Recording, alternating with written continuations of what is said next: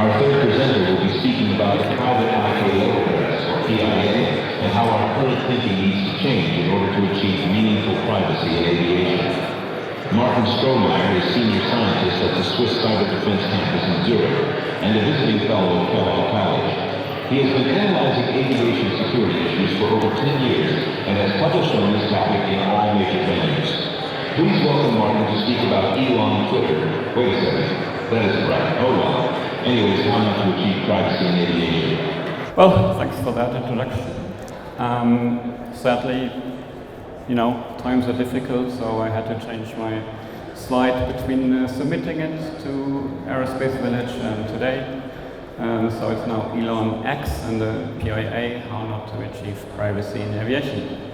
You've heard the introduction already. This is mostly my day job. So I'm a senior scientist at the Cyber Defense Campus of Swiss in Switzerland, where I do mostly security, privacy research and critical infrastructures, in particular aviation, but also satellites, cars, anything that moves in transport. I have a night job as well. I'm the co-founder and board member of the Open Sky Network. It's a non-profit, it's a crowdsourced air traffic network, just like Flight Radar, Flight Aware, I'm sure you all know that. But we collect the same data and make it available to researchers across the world. We've used it also in the Aerospace Village before when DEF CON was just remote. So let's jump right in. Obviously, I think everyone here knows, right? Aircraft are globally trackable by anyone with different means. The most well-known, the most popular one is probably ADS-B, but there are many ways you can use aircraft communication to track aircraft everywhere, and people are doing this. And we've talked about this in the village before and elsewhere. There are real consequences for people. So even if you're, high and mighty, use your own private jets, even if you're in the government, just as the vice president of Equatorial Guinea had to realize a few years ago, people can track what you're doing, and that has an impact on your lives. In this case, even on legal proceedings. People know where you are, where you should go, and where you shouldn't go. Likewise, this became mainstream around 2019. People have been tracking private aircraft and looking at big deals, mergers, acquisitions. They just look for any signal and use that in trading. It's very obvious if you use your company's aircraft, fly to a certain place where there's another company in your industry, right? That something is going on. It's not difficult to figure out, and everyone has been doing this. So that's a problem, quite obviously, and people have been lobbying hard for now over 20 years to do something about this, because it's only ever gotten worse. There have been schemes in existence since at least 2000, but of course they have become much more prevalent since this ADS-B and aircraft tracking went absolutely mainstream, and tens of thousands of people provide sensors information around the world. So let's have a quick look at what people have been trying over the years. The first one was the BAR program. So that's called short for Blocked Aircraft Registration Request Program. That really traces back to 2000s when we as Congress said, okay, we need some sort of privacy in aviation. In short, it has a list with individuals who think they have some sort of safety concern. So not necessarily privacy at the time. They said, okay, we have safety, maybe we don't want stalkers to turn up at an airport. People shouldn't see when I'm flying live. This was not run by the state, but this was run by a private industry lobbying group, the National Business Aviation Association. They provided this list to the FAA, and the FAA ran basically a data program, the ASDI, where they provided the data they had, radar data, to the industry. For example, web trackers like Flight Radar, but others who can use aviation data. And there were two different ways of basically protecting privacy. One was they would not send the information about such safety-related aircraft to the industry in the first place, or they would send it, but tell the industry not to display it publicly or share it with anybody, right? So that was the approach that they were taking to privacy.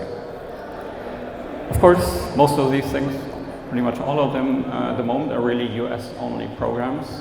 When we're talking about privacy, this applies only if you're flying in the US, if you're part of the US industry, and if you're using FAA's data feeds. Otherwise, it's entirely not applicable. There's no legal requirement that you do not show aircraft data of any kind. So, as we know, security by obscurity never works, right? If you even want to call it security. So you can go to any tracker who does not use FAA data, but instead uses crowdsourced ADS-B or other aircraft data that's widely available. Anyone can collect with a $10, $20 software-defined radio and provide it to some aggregator and share, or just look at it yourself. There have been plenty of activities in this direction in the village before. So yeah, just one example. The former president during the first campaign wanted to not be shown on the public trackers. So, well, he wasn't, but he was trivially found on any tracker not needing to adhere to these requirements. So this is purely by policy, really. There was one technical attempt over a decade ago by the FAA. There was a implementation of the DO-282B standard. This standard is only relevant for general aviation aircraft and only when they're flying VFR. So that already limits the utility by a lot, of course.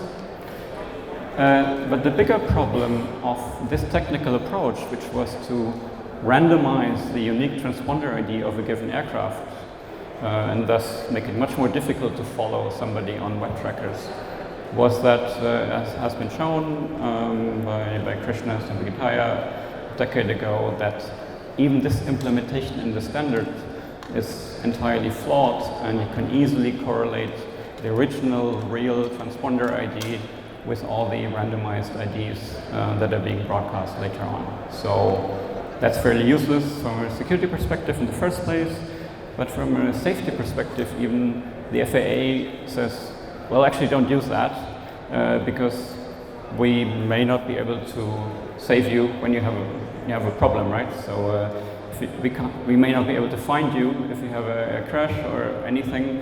We can't search and rescue if you use this randomized transponder ID, which from my perspective is also a pretty good incentive not to use it, I suppose.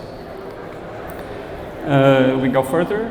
In 2018, the LAD program was introduced, short for Limiting Aircraft Data Displayed. And there was just a rebranding of the previous BAR program that existed, with the only real exchange that it's been now put on more legal footing. So the FAA maintained this list of safety concerned people directly, or privacy concerned people. And that, yeah, not the lobbying group anymore. However, there was no real technical change. We're still excluding it from existing aircraft feeds that we're providing to the industry, and then they are not allowed to display these people. But if you're not using any of these feeds, you don't have any legal requirement to not show these aircraft. Finally, we get to the PIA program, which is short for Privacy ICAO Address. So that was a second attempt at trying to get some random temporary identifiers for aircraft, and so prevent continued tracking. This time, it's actually for, well, all aircraft in US airspace run by the FAA, a list of aircraft who wanted random identifiers. The issue, of course, is that, well, it's a very complicated process.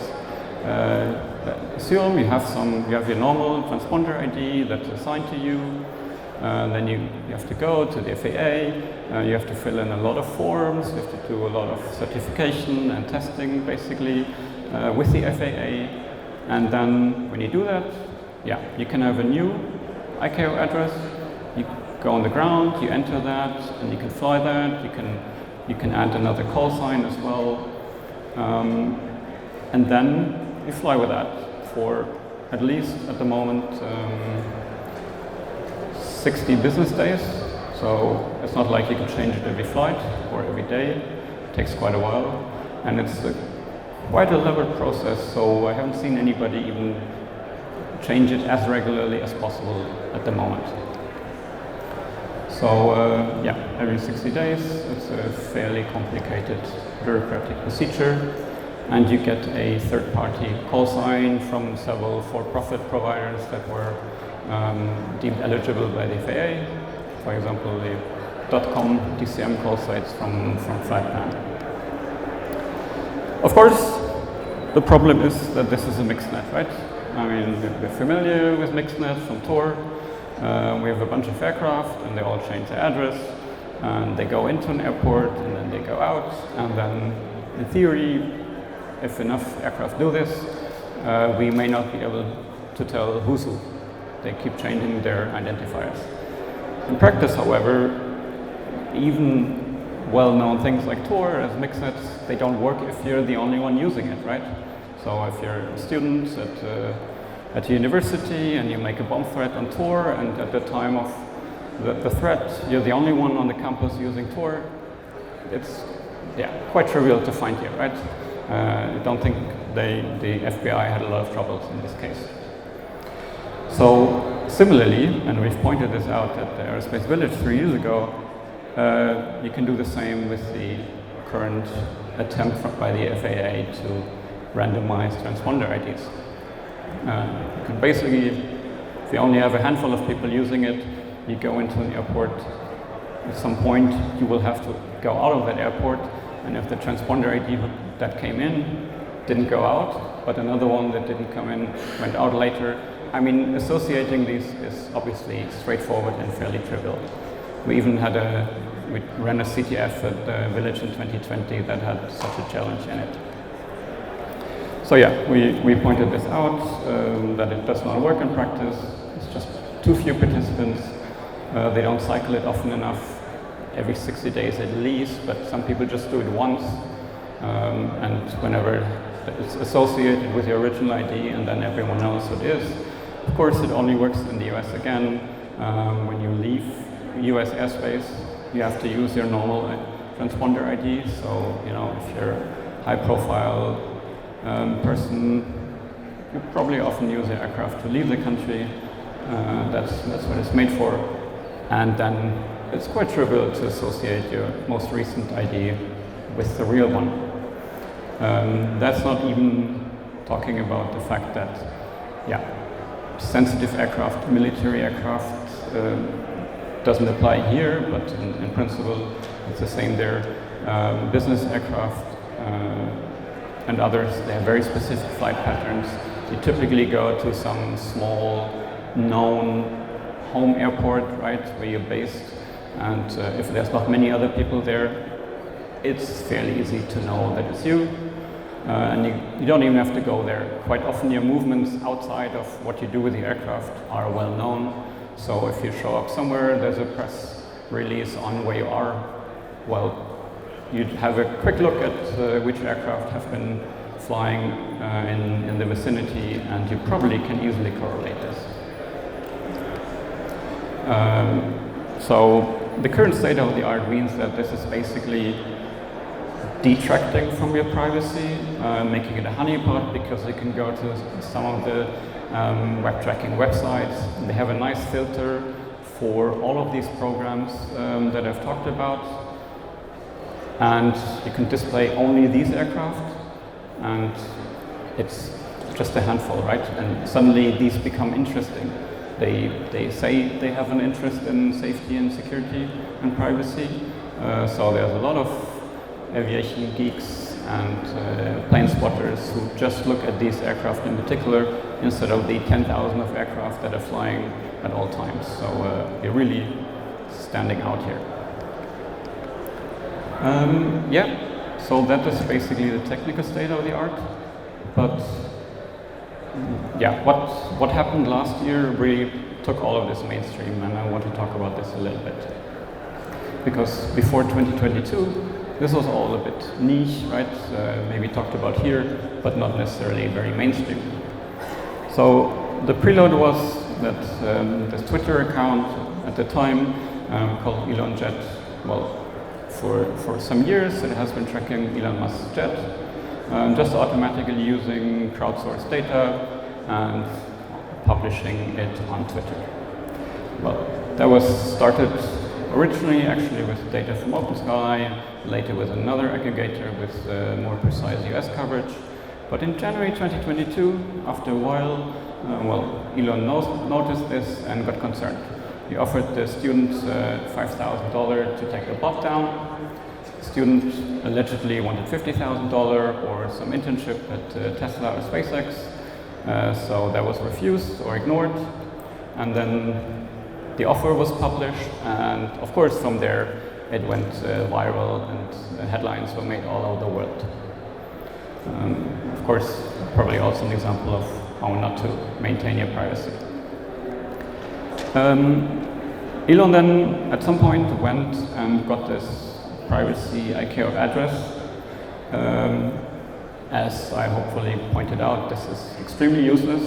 So this first year computer science student at the time, it took him an hour to identify the plane again and tweet about it, right? So, not surprising. Safe to say this PIA was also a short-lived thing, and now he is flying with his original transponder ID again. Next up, we had more bots. There were plenty of Twitter bots available on interesting topics. Lots of celebrities were suddenly being tracked. People also noticed how much some people are flying on private jets. That there was definitely some concern over the climate there, and a lot of headlines again were made. There were also Instagram bots tracking just very specific people. So in this case, Bernard Arnault, at the time, third or second richest person in the world. Every time he flew, there was just an automatic post on Instagram, and with the information how much CO2 was being used just during their flight. Safe to say, he also didn't like that. It went to the extent that some people had a look at our own aircraft database, and we noticed it's being crowdsourced, right? So you can make some changes to the database within reason. And we noticed there's something odd going on. And we found that somebody tried to change the information about Bernard Arnault's, one of Bernard Arnault's aircraft in the database. So we don't know. I mean, this was an anonymous Proton Mail account trying to do this. And it was noticed eventually, but they were basically trying to pass off as an Air France commercial aircraft instead of the private jet that it was. So again, don't know who this was, but I'm sure this was related because this was around the time this was very popular in the media. Next step, Elon again, he banned the account, then he reinstated it, then he banned it again. Over the space of around a week last December. So that was also fairly crazy. The whole incident now has its own Wikipedia article. Still, not much changed, right? Technically, we're still at the same level that we've always been. You can track all these aircraft, but other people also got concerned. So there was somebody here pointed out on Twitter that Saudi Arabia is pushing in the ICAO to, do something about it, please, in some work group, and enable privacy if you're flying internationally in the long run. So they claim it's a safety issue, and we should be able to fly without anyone knowing. Likewise, in the US, we have several activities. Actually, I've seen yesterday, Jack from Elon Jet posted something on Twitter saying there's now a congressional bill basically asking the FAA to do much more and look into random transponder IDs, look into hiding aircraft data from the public, because this has been a real concern to many of them. Europe, of course, now needs to get in on this as well. Does, as ever so often, not necessarily learn from the US. So we've heard about the fact that they basically want to do the same thing as the privacy ICAO address now in Europe, notwithstanding the fact that it's technically still entirely useless. So, sum up basically the current state of play. ElonJet and many other bots remain active on not necessarily Twitter anymore, but many other crowdsourced platforms. You can go to Mastodon or Meta or Instagram or whatever and still have the same bots. It's several stakeholders, governments, militaries, companies, private people. I mean, they don't want this. We need some discussion whether we want this, right? I mean, is it useful? Should governments be responsible to us?